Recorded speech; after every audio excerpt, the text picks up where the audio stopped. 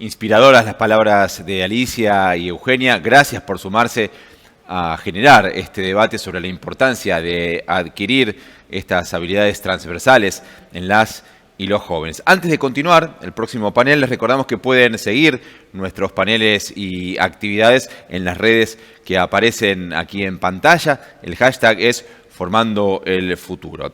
Los profesores juegan un rol clave en la formación de las habilidades para el siglo XXI. El docente es una guía que apoya durante toda la trayectoria de aprendizaje el desarrollo de estudiantes, sean estos niños, niñas, jóvenes o personas adultas. En el siguiente bloque vamos a escuchar a dos docentes, Mariela Guadagnoli, de Argentina, y Félix López Jiménez, de Paraguay. Ambos fueron finalistas del Premio Global a la Enseñanza. Los va a entrevistar el director para América Latina de la Fundación Berkey, Agustín Porres. Adelante, Agustín, bienvenido.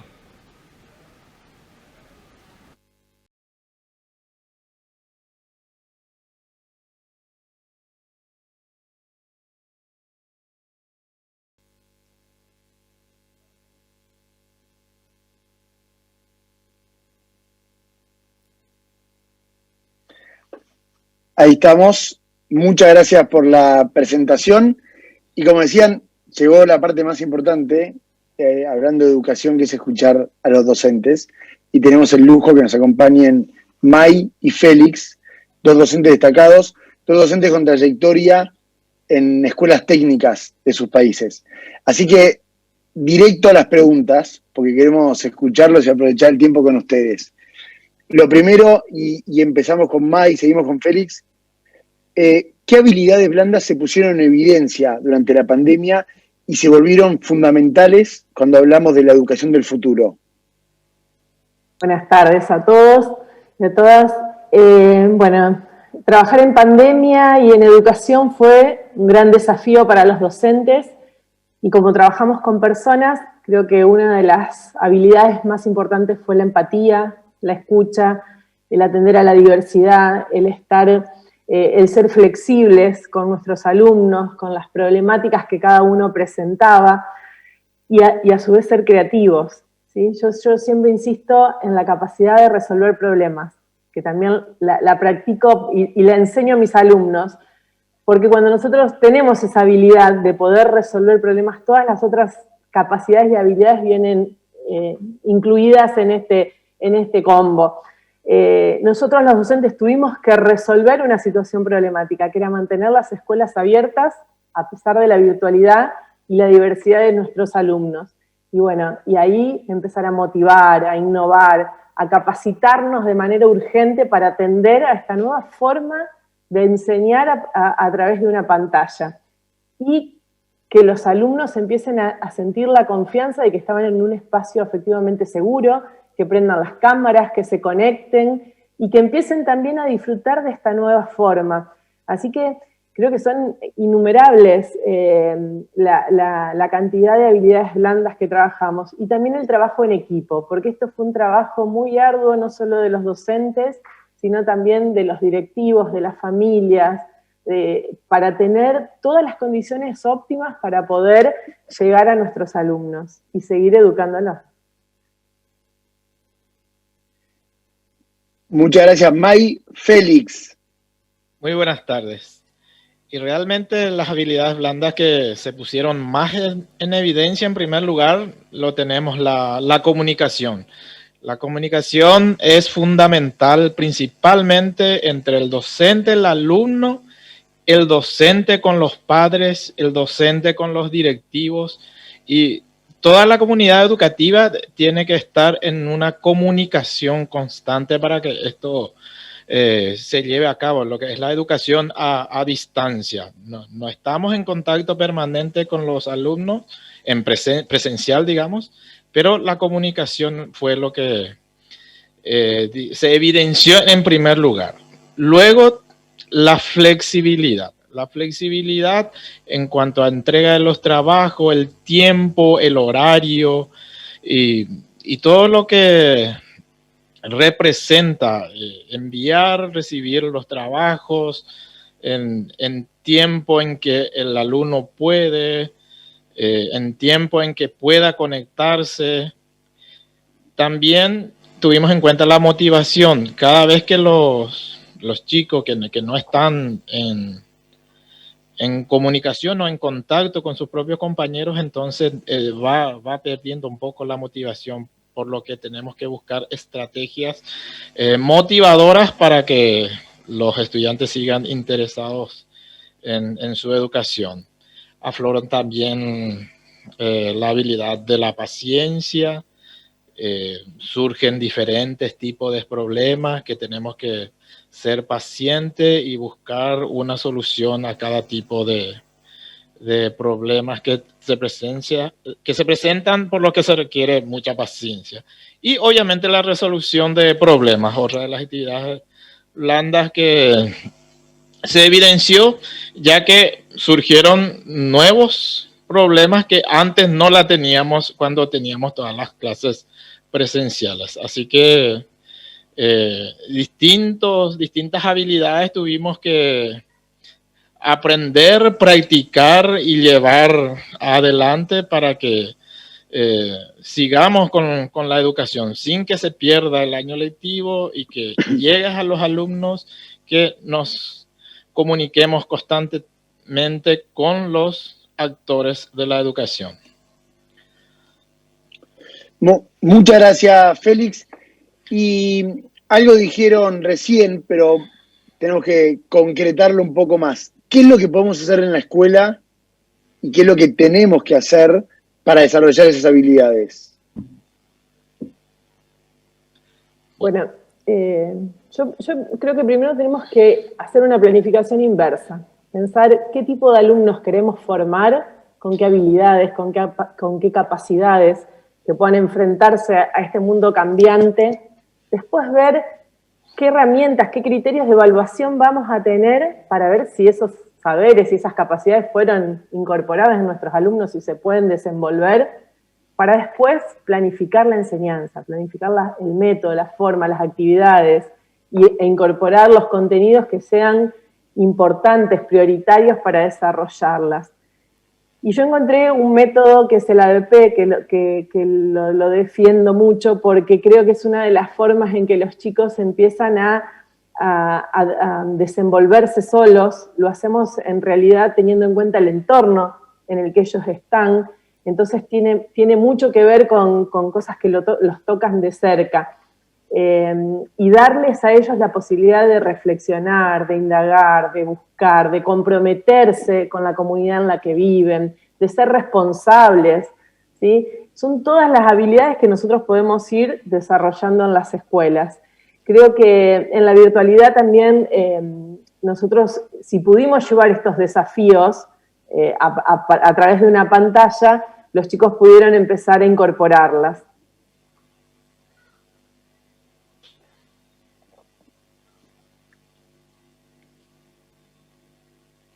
Bien. Félix. Sigo. ¿Qué podemos hacer desde la escuela? En cuanto a la comunicación, principalmente es la capacitación en primer lugar para el uso de los medios digitales para mejorar la comunicación es indispensable, especialmente para que la comunicación llegue adecuadamente. Debemos buscar el lenguaje apropiado para dirigirnos a los padres. El lenguaje es diferente para que nos comuniquemos con los alumnos, colegas y directivos. Buscar el canal más adecuado y el lenguaje más adecuado para que la comunicación llegue así como uno pretende que llegue. Entonces, capacitación en el uso de los medios digitales. La flexibilidad, principalmente en el sentido del tiempo. Tenemos que tener en cuenta que no todo es una carrera, sino un proceso de aprendizaje, y cada individuo aprende de una manera y tiempo diferente, por lo que debemos de practicar la flexibilidad en ese sentido, sin perder obviamente los contenidos también que tenemos en nuestras asignaturas como docente. La motivación. Para la motivación, obviamente, cada situación requiere una motivación para que la acción que se está llevando adelante se torne interesante, especialmente para el educando, y que sirva de aprendizaje. Cada situación tiene diferentes aristas. A esas aristas lo llamamos comúnmente buscarle la vuelta, el lado interesante para que el alumno lo tome de ese lado, ya sea a través de una anécdota particular del docente que le ocurrió con ese tema, con esa asignatura, y para que resulte llamativa o motivadora para el estudiante. La paciencia se consigue con la práctica. También para cada persona es un proceso de aprendizaje y para lo cual tenemos que tener la empatía para que podamos ser pacientes.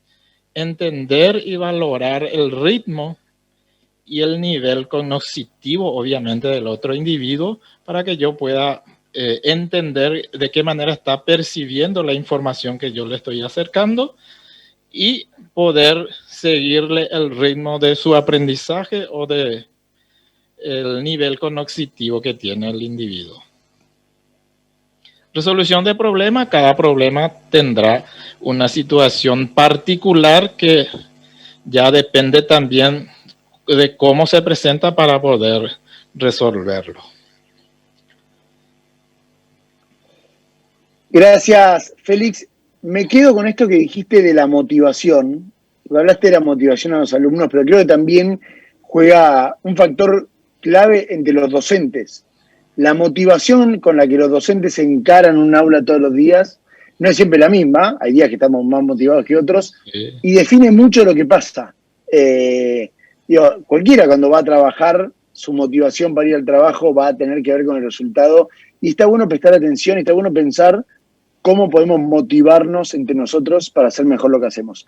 Con eso me voy a la última pregunta, y es, seguramente haya hoy muchos docentes escuchándonos, acompañándonos, que en medio de esta situación están remando, están enfrentándose a dificultades y a obstáculos para poder desarrollar estas habilidades, que muchas de esas habilidades no es lo mismo en entornos virtuales o bimodales que lo que hacemos en el aula. Entonces, ¿qué consejos le darían ustedes a esos docentes? Primero, decirles que no hay recetas mágicas, pero sí como docentes tenemos que recuperar esa idea de por qué elegimos la docencia, reencontrarnos con nuestra vocación, conocer mejor a nuestros alumnos, escucharlos, conocer el entorno en el que viven, cuál es la realidad, para poder después pensar cómo abordamos esa realidad con la que estamos, ¿sí? Con la que estamos trabajando.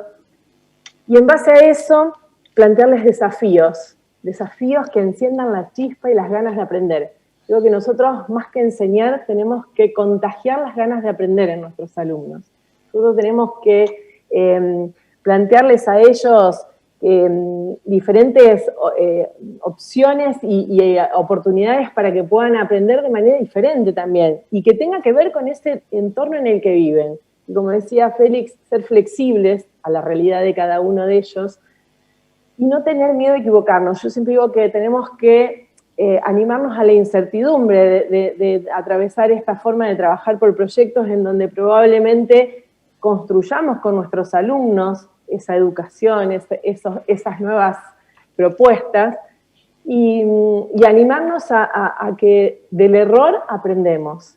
Y por otro lado, formar redes con otros docentes, formar equipos de trabajo, capacitarnos, formarnos permanentemente, porque hoy vivimos en una sociedad muy cambiante, totalmente vertiginosa, en la que tenemos que adaptarnos permanentemente, y de esa misma manera educar a nuestros alumnos, para que por otro lado ellos puedan descubrir qué es lo que quieren ser, ¿sí? Nosotros darles todas esas herramientas para que puedan ir construyendo su propio proyecto de vida. Muchas gracias, May. Félix, ¿qué consejo le damos a otros docentes hoy? Sí, yo creo que a partir de ahora debemos centrarnos más en la enseñanza individualizada. del alumno. En el aula siempre enseñamos al grupo en general y a veces nos perdemos un poco de la individualidad del alumno. Esta vez nos percatamos más con esta pandemia y con todo lo que representa la educación a distancia, que cada alumno tiene un entorno familiar diferente en el que se desenvuelve, tiene un nivel cognitivo diferente, un ritmo diferente en que desarrolla las cosas. Entonces, conocer más, individualizar más al alumno y acorde a su realidad y a su contexto y entornos. En base a eso podemos guiarle mejor a su aprendizaje. Porque sabemos que algunos tienen mayores dificultades en la conectividad, mayores dificultades en cuanto a tener un equipo donde pueda desarrollar su trabajo a distancia. Y todo eso tenemos que tener en cuenta y considerarlo y que a su ritmo o a su manera podamos llegarle al alumno. En síntesis, en resumen, lo vuelvo a decir, la enseñanza individualizada de cada alumno. Muchas gracias, Félix. Les hago una pregunta más, porque ahí hablamos de los desafíos que tenemos hoy, de las competencias en las que vamos a formar para el futuro. Y una pregunta más soñadora, ¿cómo es la escuela del futuro? ¿Y qué características tiene? ¿Qué ven ustedes cuando se imaginan una escuela, y esa escuela que queremos, la que soñamos en 10, 15, 20 años? ¿Qué hay en esa escuela? ¿Qué sucede en esa escuela? Yo estoy en problemas porque soy muy soñadora y sueño con una escuela en la que los chicos aprendan con un poco más de libertad, no tan estructurada, más flexible, en donde podamos tener un espacio en el que los chicos trabajen más allá de la edad, del curso que están trabajando. Nosotros tuvimos la experiencia de un proyecto que llevamos adelante y trabajaron chicos de diferentes cursos, y eso lo permitió la pandemia, porque por ahí en la estructura normal de la escuela no lo podemos hacer. Entonces, sueño con una escuela en donde podamos aprender con un poco más de libertad y que prepare a los chicos para su proyecto de vida. Y esto tiene que ver no tanto con contenidos, sino con habilidades, que no quiere decir que no estén, que sean importantes, que están en la formación de ellos, pero que nosotros no estemos atados a esos contenidos, sino que los contenidos nos sirvan para preparar a nuestros alumnos en habilidades y en competencias para que se puedan desenvolver en lo que decidan hacer a futuro, si quieren trabajar, si quieren seguir estudiando, si quieren formar una familia, para lo que ellos decidan. Prepararlos en educación emocional, en capacidades de comunicación, en flexibilidad, en responsabilidad, todas estas habilidades blandas que van a hacer que lo que ellos decidan hacer, lo puedan hacer de la mejor manera.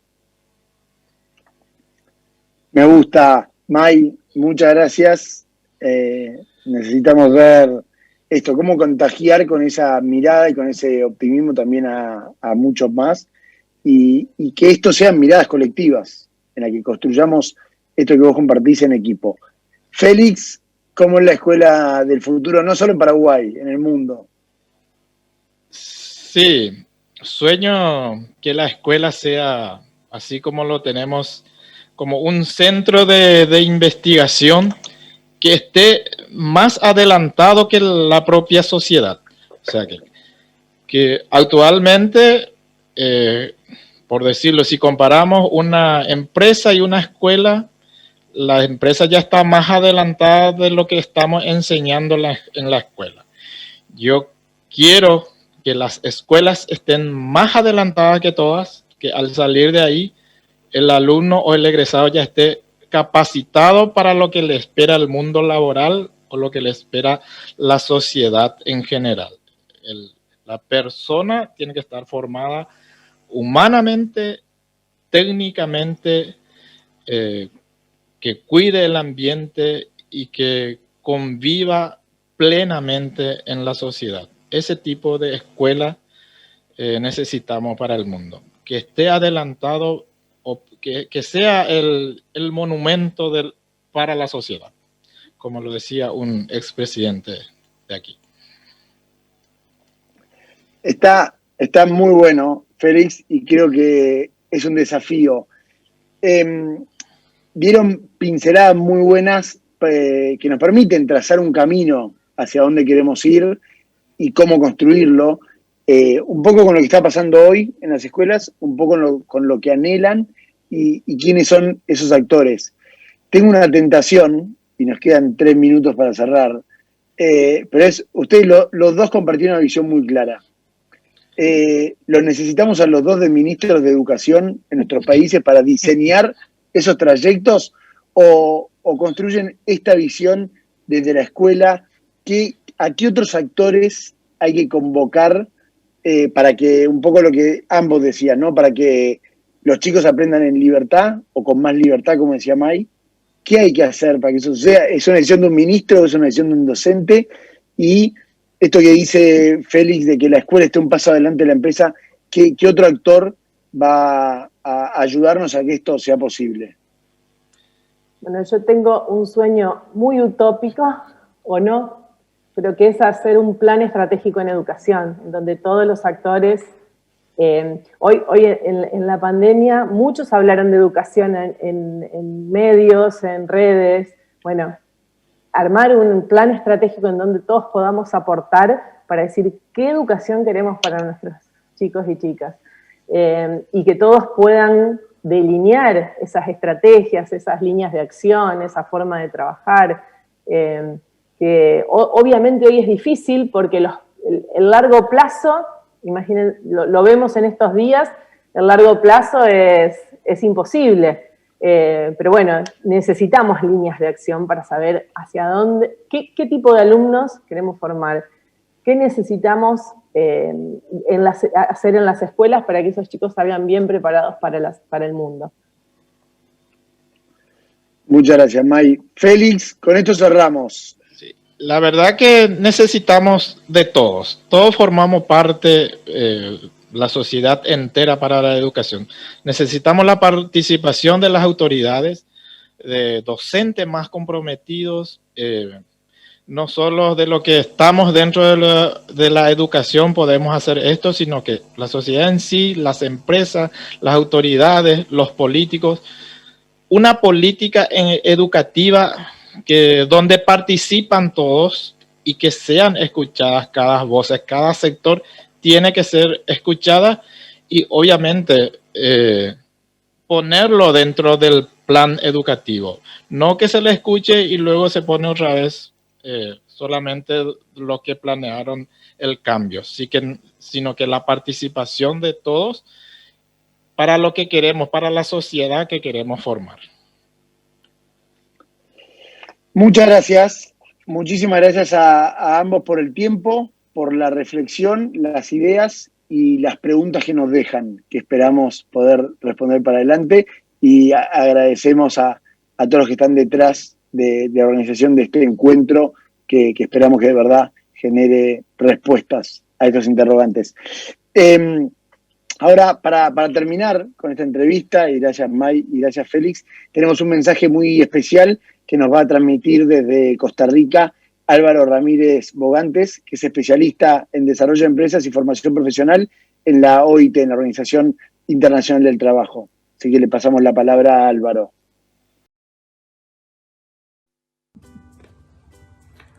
Buenas tardes. Un saludo muy cordial desde la oficina de la OIT para América Central.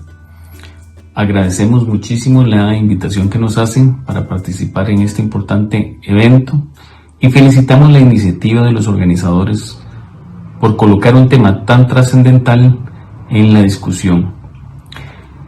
Quisiera empezar por plantear 3 temas, que son los 3 temas que quisiera compartir esta tarde con ustedes.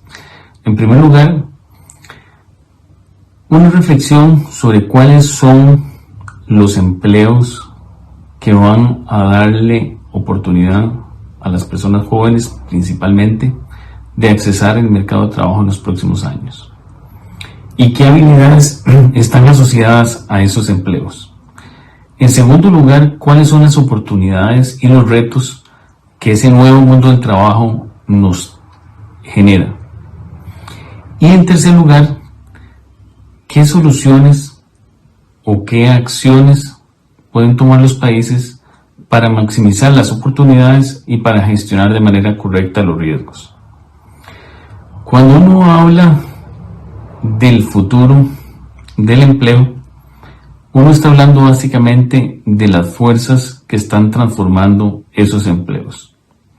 Y comprender bien cuáles son esas fuerzas y esos motores de cambio es muy importante para poder entonces entender cuál es la mejor forma de gestionar ese proceso. En la OIT hemos estado analizando este tema de la transformación del mercado de trabajo y de los empleos y llegamos a la conclusión de que son tres las fuerzas principales que están motivando esa transformación del mundo del trabajo.